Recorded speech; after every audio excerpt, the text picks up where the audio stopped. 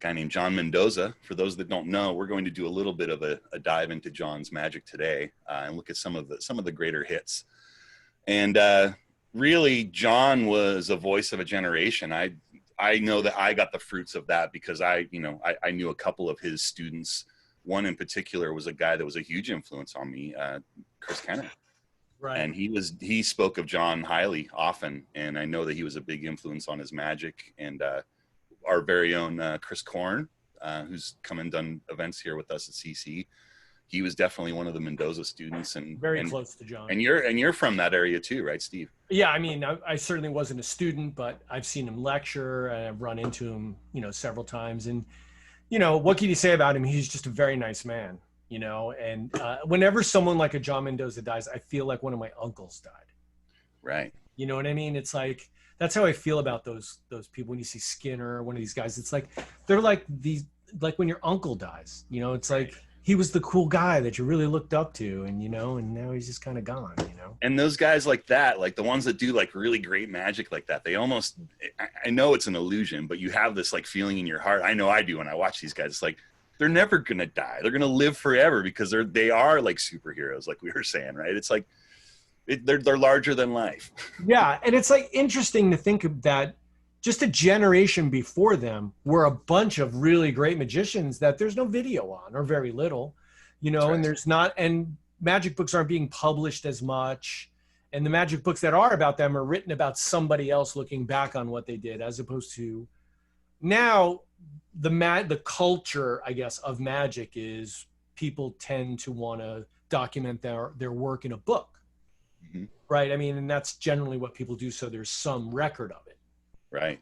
Yeah. But what a mind trip for these guys, right? They maybe heard a story about a thing. They might have seen someone do something that looked like the guy. They might have been fortunate enough that they actually saw the genuine article in person. Mm-hmm.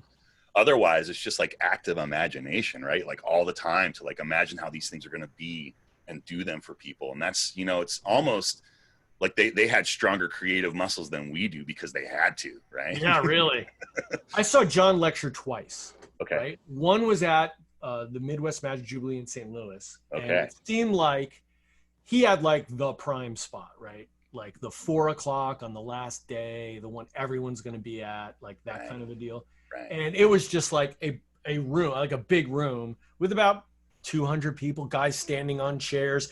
It was just like, looking, everyone's like trying to like stand on tables, do whatever they literally could. Standing room only. Yeah, it was just crazy.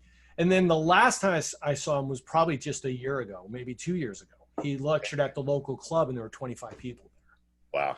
Wow. And he just came in and did his stuff, and he was fantastic. I mean, just unbelievable.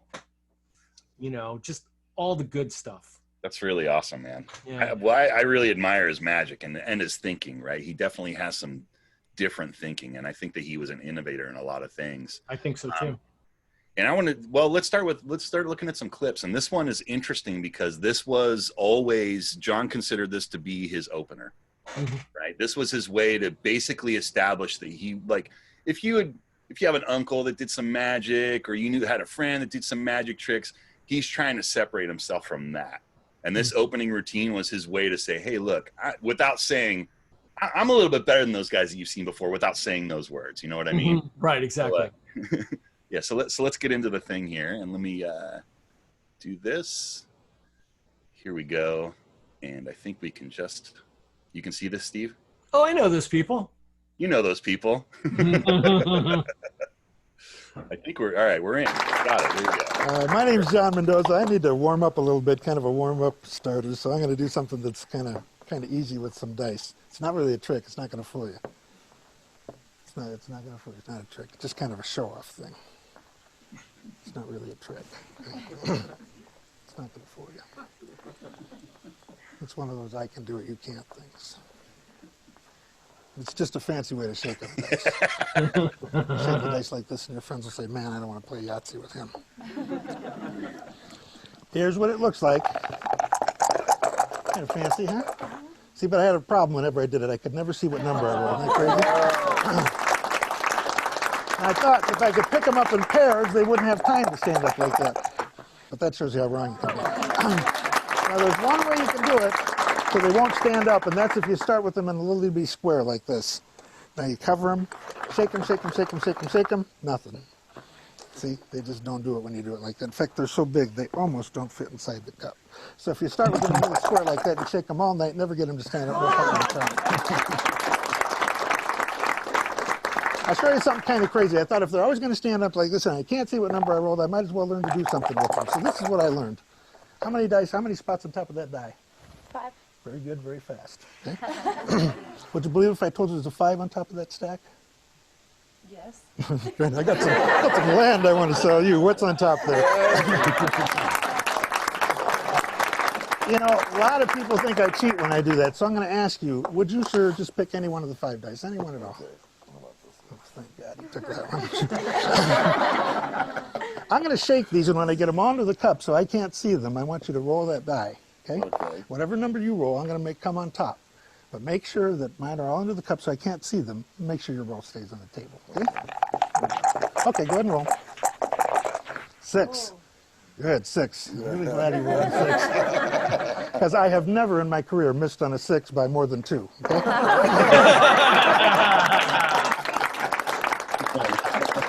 Well, the problem was that the number you rolled was too big. It doesn't work with big ones. Little ones work fine.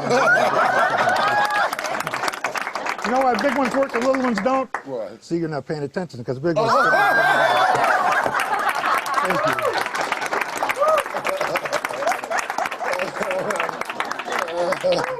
Kind of drive you to drink, wouldn't it? I don't know about you, but I'm ready. Thank you. That's pretty great. How do you not love that? You know? Well, I was thinking about that as we watched it, that first set. He comes out. He gets so much out of that first, stack. Right, and He he was never like bringing telegraphs him it. in, right? He's like, Yeah. Telling a lot of jokes, talking real quiet. He got real quiet. He got real quiet. So you're like, what are you saying? Yeah. Never, ever says anything about what he's doing. Doesn't Totally. even lead into it. So when it happens, you're like, whoa, look at that. You know? And then, of course, yeah. I mean, then he just turns it from the stacking, which is amazing enough as it is. Then he puts some magic. to it. And then magic just starts. So great. And it's like punch, So punch, great. punch, punch, punch. Right? Like magic just kept on coming once it started. It just didn't stop until he was like, I need a drink. Yeah. I've seen a lot of people do dice stacking. I haven't seen many people be able to make it entertaining and fun. And just like John said in the beginning there, it's like, this is I can do it, you can't. Totally. But then he went on to make it not that. Right. You know? But he let the air out of all the sucker trick element of it, right? Like all the things that would have been like a gotcha. He's like, look, I'm going to do the gotcha thing. And don't worry about it. It's just a thing I do. You got to warm up. Let the air out of all the stuff that would sting, right? But I think what you said is really interesting. It's like, that's his opener. And I have seen him open with that, right? Mm-hmm. I saw I've seen that. Yeah. And it is a brilliant opener, isn't it? It's right. Like people would think of it as a closer, but of course, every good opener is just a half a turn away from a great closer. You know what I mean? And then in the show, he continues to do effects that, if you look at them at the base level, they're very similar effects, but he's got so many other things going on that it's like it's well balanced, and you don't notice that same effect might come along later. You know what I mean? Yeah, I think that since this comes from L&L, though, he probably wouldn't do those in a real show, because John toured all over the place, right? He performed magic all over the world. He would go on USO tours, I think, or military base tours, and I guess that's USO. But I thought he alluded to the idea that he would do the dice thing in the beginning, and then he would close with the cups and balls or the chop cup. But very similar effect-wise. Yeah.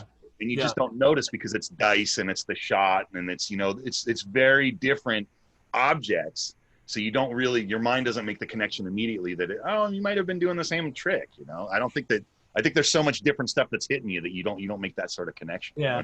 You know what's great too is that I guess at some point he must have just decided, I'm going to do it anyway and see what happens, because you normally wouldn't do that, right? It just goes to show you there's no reason to not try stuff. That's right. There are no rules. Rules are made to be broken, right? They're just sort of guidelines, especially when it comes to performance, right? Right, absolutely. Yeah. That was fantastic.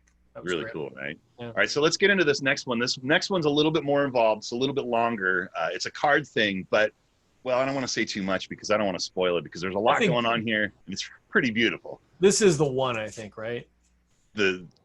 Never mind. Go ahead. Let's see. As far as I'm concerned, this is the one. Yeah. Yeah, I think this is the one. Yeah. Yeah, this is the one. This is the one you paid the price of admission for, was to watch John do this one. Exactly. Right? That's what I was trying to do. I don't want anybody to think I'm cheating. You mix them up.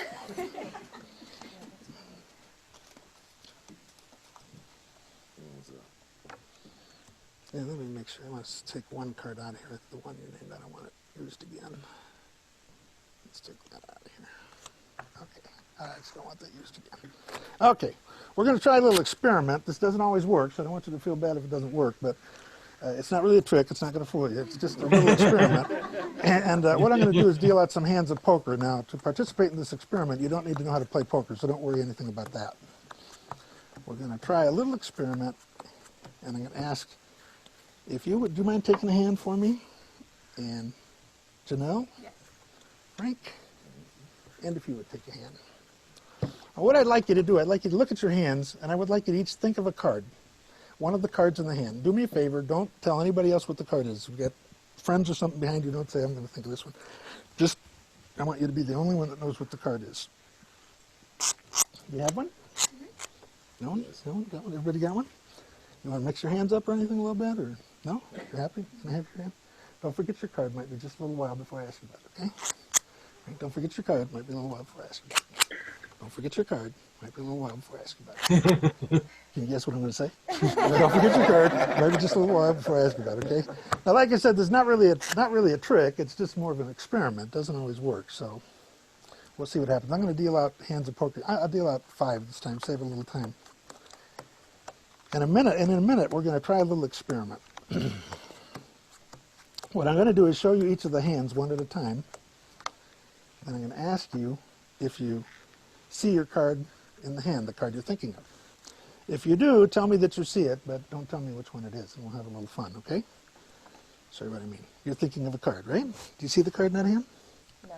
You see your card in that hand? You do? You do? You see your card in that hand? No. Okay.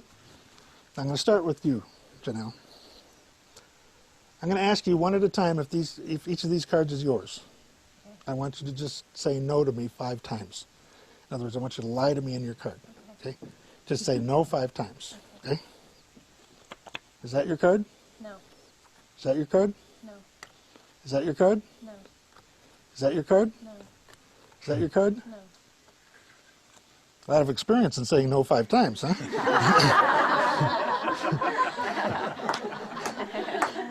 Okay. Do you see a card in that hand? Yes. You do. I'm sorry, do you see a card in that hand? No. You do not. I want you to just look at all 5 cards. Don't focus on any one in particular. Look at all 5. Okay, don't fall asleep. I'm going to set one aside here for you. You see your card in that hand? No. No. How about that hand? No. Okay, do you see a card in that hand? Yes. Okay, you concentrate on all 5 cards. I don't want to look at her. Watch your eyes. That's very good. I'm going to set one aside here for you. Now we'll see how the experience... Oh, I'm sorry, Frank. I didn't mean to forget you. Don't say anything about your card. We'll get back to that. What card were you thinking of? Ace of diamonds. Ace of diamonds. Isn't that crazy? Janelle, what card were you thinking of? The 8 of spades. The 8 of spades. 6 of hearts. The 6 of hearts. Unbelievable. Isn't that crazy? Now, Frank, I didn't mean to forget you, but don't tell anybody what your card is. This is not one of these tricks. It's not going to be that card. It's not going to end up in my shoe. You know, I just want you to make sure that your card is really in there, and I won't look at your eyes because I don't want you to think I'm trying to focus on anything. Do you see your card in there? Yes. Is it in there? Okay. I want to make sure it's really in there. Now, this puts us in kind of an awkward position because if you did what I asked, you didn't tell anybody else what the card was, right? So nobody else knows what the card is except you. Right. Wow. And you didn't do like those magicians. You didn't take a card. You're just thinking of it, right? Wow. 1 card out of 52. I'm going to take a chance and set one right down there in the middle of the pad. Would you tell the audience what card you were thinking of, Frank? 6 of spades. The 6 of spades? Yes. The 6 of spades. Oh. Bam!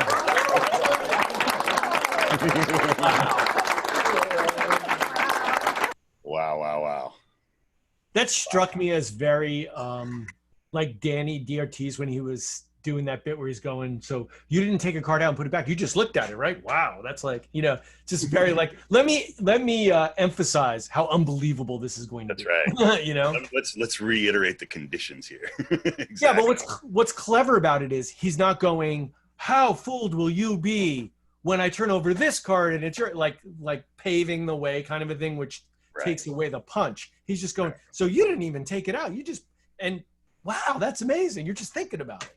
Right. It's very casual. It's like those little proving moments are sprinkled like salt, right? Like just like yes. And they're so light and believable. Yeah, exactly. It's like he's actually reacting in the moment, even though it's a canned line. He's like, "Oh wow, you didn't even take one." Yeah, exactly. You know, and I mean that's just a beautiful routine. It's really as good as those kind of tricks get. And for those of you that like that trick or things like that, the method is just as satisfying as the trick is, right? Yeah, kind of. Yeah. It's one of those cool tricks where it's, you know, and that's the problem sometimes with falling in love with magic tricks, right? Sometimes you fall in love with a method rather than the actual, like, the whole thing. And it, you know, sometimes bad magic sticks around because you're in love with them. You know? It's definitely the kind of trick you'll do to yourself and giggle.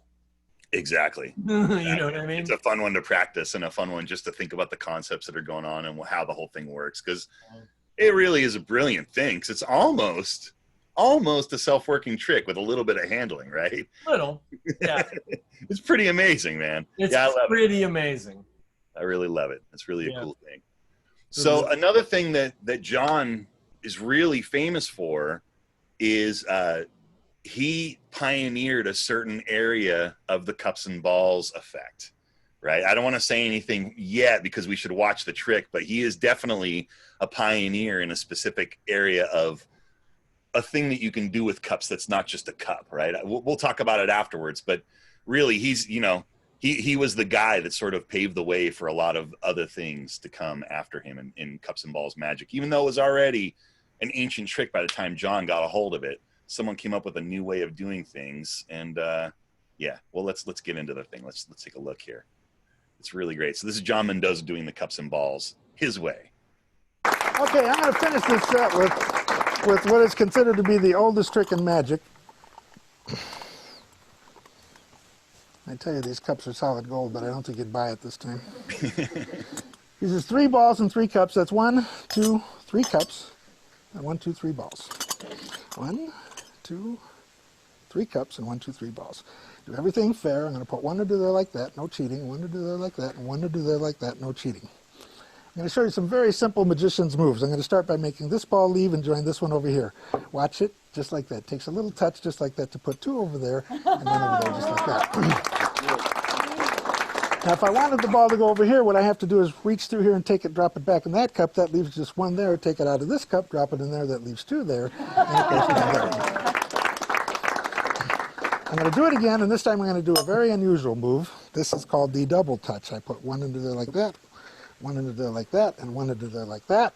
Touch, touch, touch. That leaves none there, and all 3 right in the middle, just like that. Now, look at the women next to I've studied this trick, and it's kind of confusing. What is happening? Because there's so many objects. There's like 3 balls and 3 cups. That's 6 objects. And so I thought that's too confusing. That's too hard for people to follow. So I'm going to do it with just 2 cups and 2 balls and 1 hand. Cup, ball, brush, goes through just like that. I'll do it again. 1 hand. Cup, ball, brush. The ball leaves there and goes right through there. 1 more time. Cup, ball, brush, right through just like that. People always ask me if the balls can go down, can they go up? Sure, just like this. A little tap to the bottom of the table, right up it comes just like that, leaving you with 1 there. You know what? 4 objects is a little tough. I mean, 2 balls, 2 cups, that's a little tough. So I'll do it with just 2, the ball and a cup. 1 ball and 1 cup. Okay? I'm going to ask you to help me this time. I want you to take your fingers and put them just like that. So you hold that cup down. But before you do, I'll let people see. Can you peek under there, Frank? There's a ball under there? Nothing. Put your fingers right on there. Nothing. Don't let anything get in and out of there, okay? We're going to see what happens. Actually, the way this trick works, it's a trick cup. It's got a little secret bottom. See, if I just hit that bottom just right and let the ball fall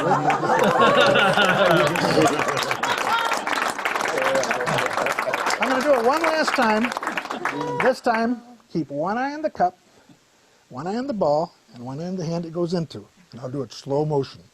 I put the ball in the hand. I blow. That's bad breath, but a good trick. Boom. And the ball goes right back. You know what? I thought more about this thing, and you know, it isn't a question of how many. It's a question of the size. So the next time I do this trick, I'll use the big ones. Thank you very much. Thank you very much. Thank you.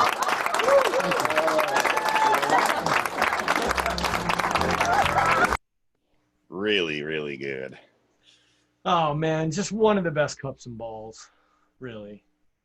You know, Really is. So John was the first guy that was privy to the idea of the combo set, and the combo set was the idea of taking one of those cups and making it into a chop cup. And those of you here in CC, you know all about the chop cup. Well, having one of those cups look like just any of the other cups, but be a chop cup, you get way, way, way ahead, as you can see with the routine. There's moves that are impossible any other way unless you have that extra special gaff in there. And Morrissey in Canada they were a metal spinner that made the first combo cups. And John was the first one to get the combo cups, and he devised routines in the early 70s. And they influenced a generation of cups and balls workers. And, you know, being able to do just that one beautiful thing where you have a ball sitting on top of a cup, you cover it, and now it's gone. You can't beat that. That moment right there is just tough. yeah. That's real magic, you know? And then you combine that with other cups and balls technology, the other moves that you can do with it. It's like, it sort of makes it impenetrable after that, you know? What's really great about his routine in particular is all that stuff, but the construction of it. You know, the way he's starting with 3, coming down to 1, and then finishing with the whole big thing at the end. And then the things he chose, like those balls don't even look like they fit in those cups. That's right. You know what I mean? Well, So that's the beauty of that. So that many Paul Fox choices. design, right? That Paul Fox design. It gives you that. It gives you that illusion when you lift it up. It looks like it can't fit in there, like it shouldn't be in there. It's it's very big, like too big. Yeah, too big. Yeah, too big. Garnet, the trick that we saw John do with the playing cards was called routined poker mental, and then the other ones just what they are, the dice stacking, and then the cups and balls. But the cups and balls specifically, I think, is the Mendoza cups and balls, because it's that, you know, that routine using that special extra gaff. Right.